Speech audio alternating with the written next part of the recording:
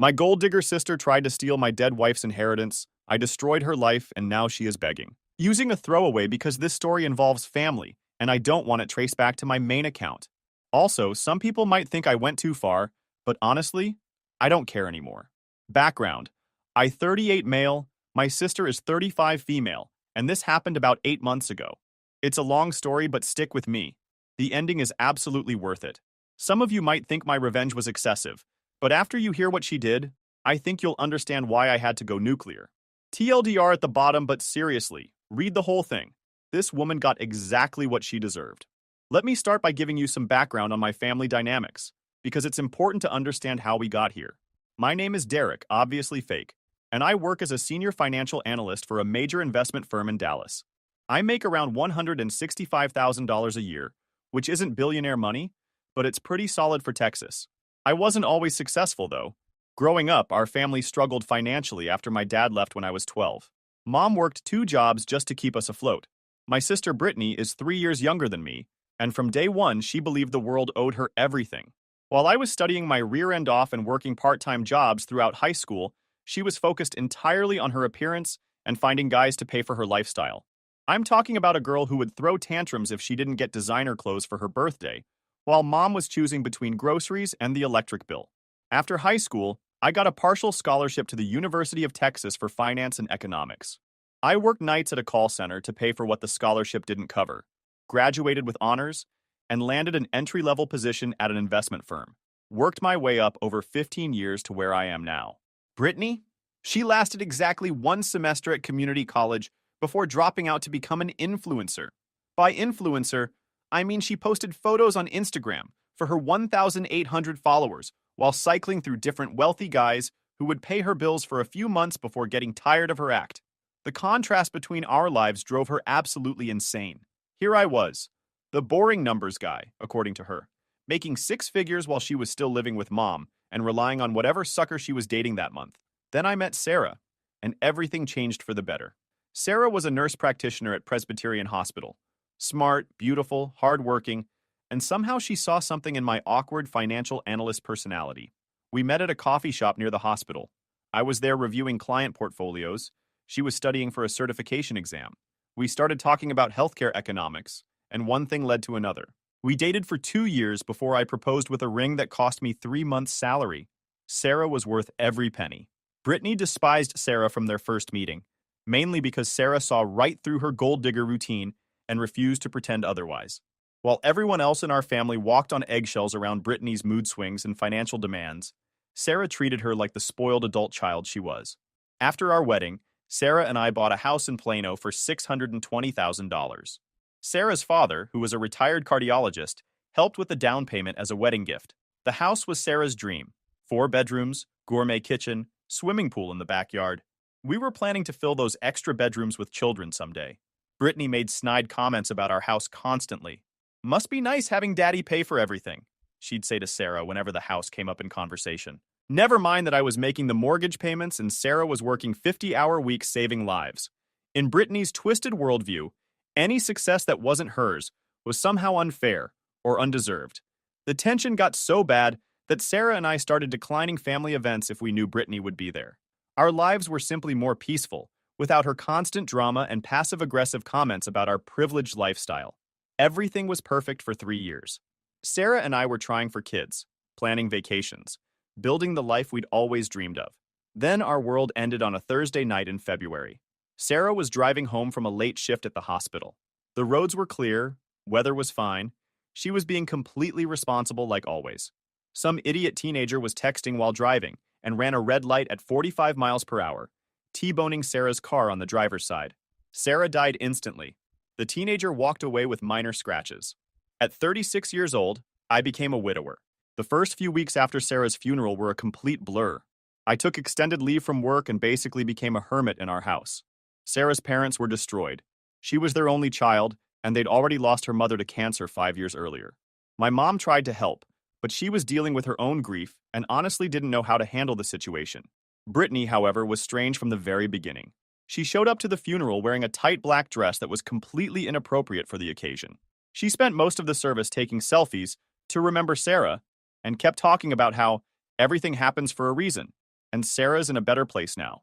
The day after the funeral, she came to my house uninvited with a casserole and immediately started talking about how I probably should sell this big house since it's just you now.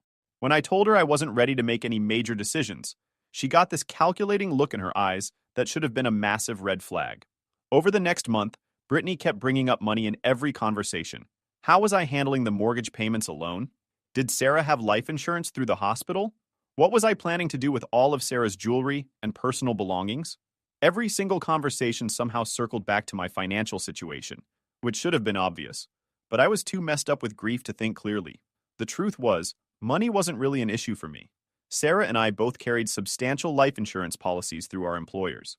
Between that payout, our savings account, and the fact that the teenager's insurance company was going to pay a significant wrongful death settlement to avoid a lengthy court battle, I was actually in better financial shape than I'd ever been in my life. Of course, no amount of money could bring Sarah back, which made the whole thing feel meaningless. But I kept this financial information completely to myself. Years of working in finance had taught me that people act very differently when they know you have money, and I wasn't in the right headspace to deal with that kind of attention. About 6 weeks after Sarah passed away, Brittany started mentioning her own financial problems during our conversations. Her latest sugar daddy had dumped her. She was behind on her apartment rent, her car payments were overdue, and she'd maxed out her credit cards. She'd already hit up Mom for money, but Mom was barely surviving on her Social Security checks. "I just need a small loan," she'd say during our phone calls. "Like $4,000 to get caught up on everything. I'll pay you back as soon as I find steady work." The thing is, Brittany had never held a legitimate job for more than a few months in her entire adult life. Her idea of finding steady work meant finding another wealthy guy to support her lifestyle. I told her I couldn't help right now, because I was dealing with my own situation and wasn't thinking clearly about money. That's when she started getting nasty with me. "You're being so selfish, Derek. Sarah's gone and you need to accept that reality and move on with your life. You obviously have money now and you won't even help your own sister who's struggling." Wait, obviously have money? I hadn't told anyone about the insurance payouts or the pending settlement. "I'm not stupid," she continued. "Sarah's dad is loaded. She was making good money as a nurse practitioner. You guys obviously had life insurance policies. Plus, there's going to be a huge settlement from that teenager's insurance company. You're probably sitting on $500,000. The fact that she had calculated all of this while I was barely functioning day to day really bothered me. But instead of confronting her about it, I just told her I didn't want to discuss money and asked her to drop the subject. Big mistake. I should have seen what was coming next. 2 months after Sarah's death, it was my mom's 65th birthday. I absolutely did not want to attend any kind of family gathering, but Mom had been through enough watching me grieve, and I didn't want to disappoint her on her special day. The party was at Mom's small apartment, just immediate family. Me, Mom, Brittany, and a couple of aunts and uncles I rarely saw anymore. I brought an expensive bottle of sparkling cider and a gift card to Mom's favorite restaurant, trying my best to act normal, even though I felt terrible inside. Everything seemed relatively normal at first. We had dinner, birthday cake, opened presents. I was actually starting to relax for the first time in months, thinking maybe I could handle family gatherings again. Then, Brittany stood up and announced she had something important to share with everyone. "Before we finish celebrating, I have something serious that Marcus needs to know," she said, pulling out her smartphone. "It's about Sarah." My blood went completely cold. What was she planning to do? "I've been going through some of Sarah's old social media posts and messages," Brittany continued, "and I discovered something that Derek deserves to know about. Sarah was having an affair." The entire room went dead silent. I stared at her like she'd lost her mind. "That's complete nonsense and you know it," I said firmly. "I have proof right here," she replied, holding up her phone. Screenshots of text messages between Sarah and her supervisor from the hospital. They were planning to meet up at hotels, talking about how unhappy they were in their marriages, making plans to leave their spouses. She started reading these supposedly intimate text messages between Sarah and some hospital administrator I'd never heard of. According to Brittany's evidence, Sarah had been cheating for months and was planning to divorce me to be with this other man. Everyone was staring at me, waiting for my reaction. My aunts looked shocked and horrified. My mom looked like she was about to cry. My uncle was shaking his head in disbelief. "Let me see that phone," I demanded. Brittany clutched it against her chest protectively. "I know this is hard to hear, but you deserve to know the truth about who Sarah really was." I stood up, probably looking like I was ready to commit violence. "Give me the phone, Brittany." "Derek, please calm down," she said in this fake, concerned voice. "I know you're upset, But getting angry at me won't change what Sarah did to you? That's when everything clicked into place. This wasn't about exposing some affair that never happened. This was about something else entirely. Brittany had spent weeks fishing for information about my financial situation, and now she was trying to destroy Sarah's memory and reputation. But why would she do something so horrible? What do you want? I asked directly. She looked confused and innocent. What do you mean? Cut the act. You didn't just randomly discover these messages. You want something from me. What is it? Brittany glanced around the room at our family members, then back at me with crocodile tears in her eyes. Well, since you asked, I think it's only fair that some of Sarah's life insurance money should go to the people she hurt with her lies and betrayal. The people she hurt? Our family, especially Mom. Think about how much emotional stress Sarah's deception has caused all of us. Mom deserves some kind of compensation for the pain and suffering. I almost started laughing at the absurdity.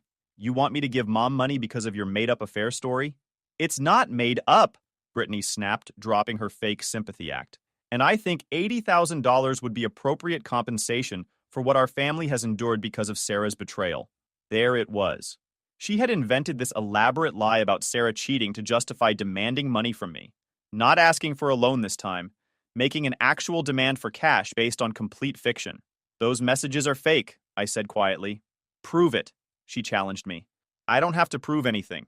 Sarah's dead, you idiot. You. Even if she had been cheating, which she absolutely wasn't, that doesn't entitle you to a single penny. The room erupted in chaos.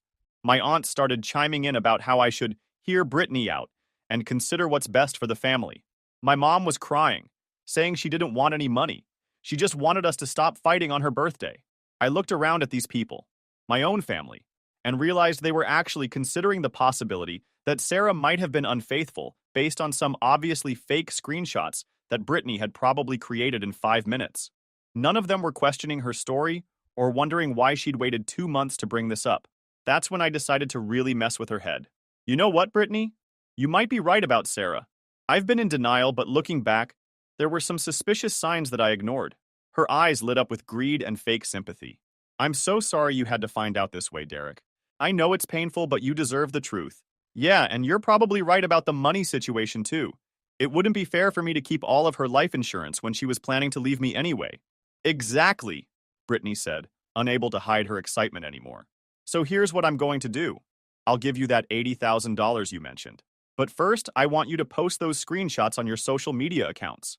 Sarah's family and all her coworkers should know what kind of person she really was, don't you think? Brittany's face went pale. I don't think that's really necessary. Oh, but it absolutely is necessary. If Sarah was really an unfaithful person like you're claiming, then everyone should know about it. Post the screenshots on Facebook, Instagram, everywhere. Tag her parents and her hospital colleagues. Let everyone see your evidence. Derek, that seems pretty harsh. Harsh? You just told our entire family that my dead wife was a cheater and demanded money based on that accusation. If you really believe what you're saying, then you should have no problem sharing the proof publicly. Unless ... I let the word hang in the air. Unless what? She asked weakly. Unless you made the whole thing up to scam money out of me. The room was completely silent again. Everyone was looking at Brittany, waiting for her to agree to post the screenshots publicly. She was trapped and she knew it. Maybe we should just keep this private for Sarah's memory and her family. No, I said, standing up. I think I'll pass on the whole arrangement. Thanks for the birthday dinner, Mom. I'm going home now. I walked out, leaving Brittany stammering excuses about why she suddenly didn't want to share her evidence with the world. But I wasn't finished with her. Not even close. The drive home from Mom's birthday party was when I made the decision to completely destroy Brittany's life. Not just refuse her money, actually ruin her entire existence.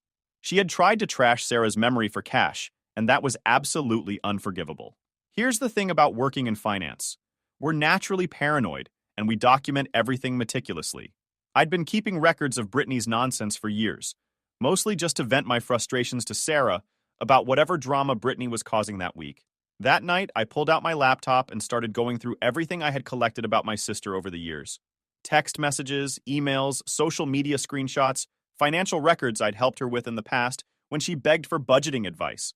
The picture that emerged was of someone who wasn't just entitled and manipulative, but genuinely unstable and potentially criminal.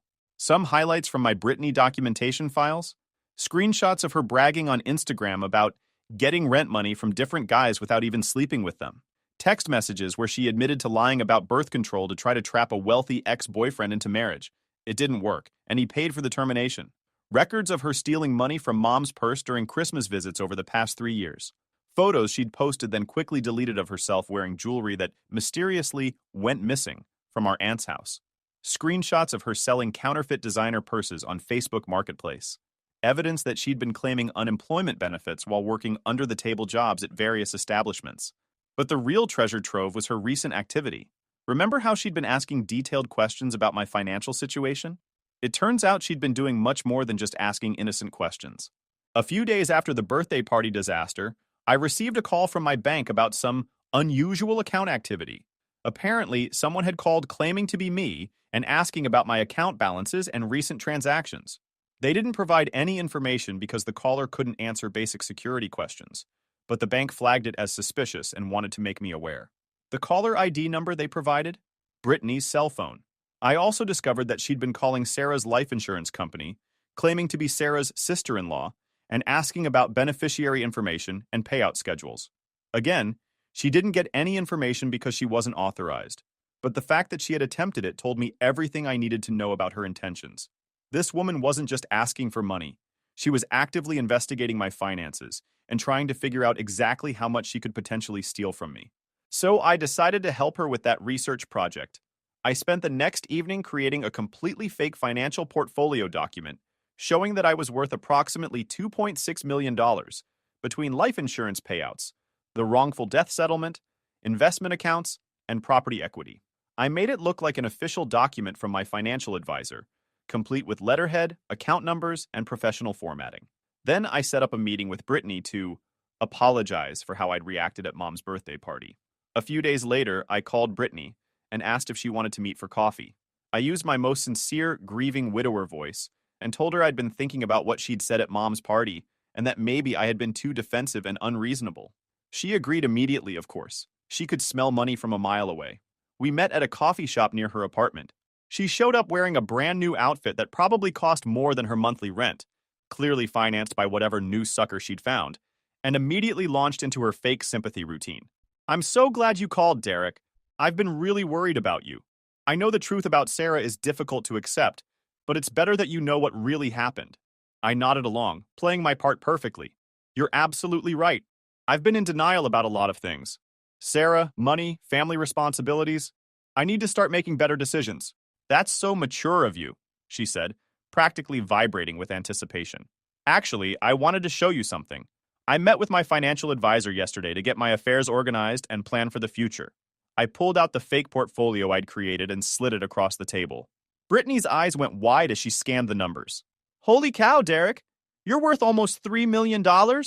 "Keep your voice down," I said, glancing around nervously. "I don't want random people knowing about this." She was staring at the documents like they were made of pure gold. "I had no idea the settlement was going to be this substantial. Most of it is from the wrongful death payout. The teenager's insurance company is paying $1.7 million to avoid going to trial. Plus, Sarah's life insurance, my existing savings, the house equity, my 401k. "This is incredible," she whispered. "You could do absolutely anything. Travel the world, buy a mansion, invest in businesses, whatever you want." "Yeah, but I've been thinking about what you said at Mom's party. About family obligations. About how Sarah's betrayal affected everyone. Maybe I should be sharing some of this wealth." Brittany tried to play it cool, but I could see the greed practically radiating from her eyes. "I mean, I wasn't trying to pressure you or anything, but it would be wonderful if Mom could retire comfortably, you know?" "Absolutely. I was thinking about giving her around $150,000. And maybe something for you too, since you were brave enough to tell me the truth about Sarah when everyone else was protecting me from it." "Really?" She was practically drooling at this point. "Sure. Maybe $120,000. I know you've been struggling financially, and family should help family when they can." Brittany's mask completely slipped away. She wasn't even pretending to be sympathetic anymore, just calculating how she was going to spend her windfall. "That would completely change my life, Derek. I could pay off all my debts, get a reliable car, maybe put a down payment on a nice condo." "Yeah, well, you deserve it for looking out for me," I said. "There's just one small thing I need from you first." "Anything," she said immediately. "I need you to help me go through Sarah's personal belongings. There might be some things I need to find. documents. Maybe some additional evidence of the affair. I want to make sure I have everything organized before I finalize all the insurance claims. Of course. When do you want to do this? This weekend? You could come over Saturday morning and we'll go through her closet, her desk, all her personal stuff. It would be much easier having someone else there for emotional support. We arranged the time, and I walked her to her car. As she was getting in, she grabbed my arm with fake sincerity. Derek, I just want you to know how proud I am of you for handling this so maturely. Sarah didn't deserve someone as good as you. I smiled and nodded, watching her drive away in her beat-up Honda that was probably going to be repossessed within the month. Saturday morning couldn't come fast enough. Saturday morning, Brittany arrived at my house exactly on time, carrying a coffee and wearing latex gloves like she was about to perform some kind of surgical procedure. I brought gloves so we don't contaminate any potential evidence, she said with complete seriousness. Evidence of an affair that never happened. The audacity was truly impressive. Good thinking, I replied. Sarah's home office is upstairs. I haven't been able to go through it yet because it's too emotional. We went upstairs to what used to be Sarah's workspace. She would do paperwork there, study for medical certifications, video call with her nursing school friends. I'd barely entered the room since she died, because it still smelled like her perfume and had all her personal items exactly where she'd left them. Where should we start looking? Brittany asked, eyeing Sarah's desk like it might contain buried treasure. Maybe her computer? She might have saved messages or emails there that would give us more information. Brittany practically lunged for the laptop. Do you know her password? Yeah, she used our wedding anniversary date for everything. I logged into Sarah's computer and opened her email program. Brittany leaned over my shoulder, breathing down my neck as she scanned through months of boring medical correspondence, messages with friends, and work-related communications. Nothing suspicious here, she muttered after several minutes. What about her text messages? I don't think they sync to the computer automatically. Her phone was completely destroyed in the accident. Brittany looked disappointed. What about physical evidence? Love letters, hotel receipts, anything like that? Maybe check her desk drawers and filing cabinet? For the next hour and a half, I watched my sister tear through Sarah's personal belongings like a burglar searching for valuables. She went through every drawer, every folder, every box. She even checked behind picture frames looking for hidden notes or documents. It was absolutely disgusting watching her paw through Sarah's private things, but I needed to let her dig her own grave deeper. I'm not finding anything, she finally said, clearly frustrated. Are you absolutely sure she was having an affair? Well, you showed me those text messages at Mom's party. I assumed there would be additional evidence. Right, the messages. Brittany looked uncomfortable suddenly. Maybe she deleted everything else to cover her tracks. Can I see those screenshots again? I want to examine them more carefully now that I'm thinking clearer. I don't have them with me right now. But they're saved on your phone, right? Actually, I think I accidentally deleted them when I was clearing up storage space last week. I stared at her in disbelief. You deleted the only evidence of my wife's affair? It was a complete accident. But Derek, you admitted yourself that you suspected she was cheating. Maybe we don't need the messages to know it's true. This was absolutely perfect. She was admitting she had no evidence while still trying to maintain her ridiculous lie. Brittany, can I ask you something directly? Sure, anything. If you don't actually have any proof that Sarah was cheating, why did you tell our entire family that she was? The color drained completely from her face. What do you mean? I had proof. I just accidentally lost it. You had screenshots that you conveniently deleted of messages between Sarah and some hospital administrator I've never heard of about an affair you have no other evidence for whatsoever. Derek, where are you going with this? I pulled out my phone and opened the voice recording app. I'm going to ask you one direct question, and I want you to tell me the complete truth. Did Sarah actually have an affair, or did you make that story up to try to get money from me? Brittany's eyes darted around the room like she was looking for an escape route. Why are you recording this conversation? Just answer the question honestly. Look, Derek, even if the affair thing wasn't exactly accurate, Sarah wasn't a perfect person. She was always rude to me, always trying to turn you against your own family. Maybe she deserved to have her reputation questioned a little bit. So you admit you made the whole thing up? I didn't make anything up. I just interpreted some situations differently than you might have. What situations? What exactly did you interpret? She was completely backed into a corner and she knew it. Fine. Maybe there wasn't actually an affair. But that doesn't change the fact that you have all this money now and I'm struggling to survive. Family should help family. There it is, I said, stopping the recording. You slandered my dead wife to try to guilt me into giving you money. Derek, please, you don't understand how desperate my situation is. I'm about to lose my apartment, my car, everything. I just need help. You need help? Let me help you understand something important. I pulled out another folder I'd prepared earlier. This one containing all the evidence I'd compiled of her various scams and fraudulent activities over the years. This is a comprehensive record of every lie you've told, every person you've stolen from, every scam you've attempted to run, including your recent attempts to access my bank accounts and call Sarah's insurance company pretending to be family. Her face went completely white. How did you...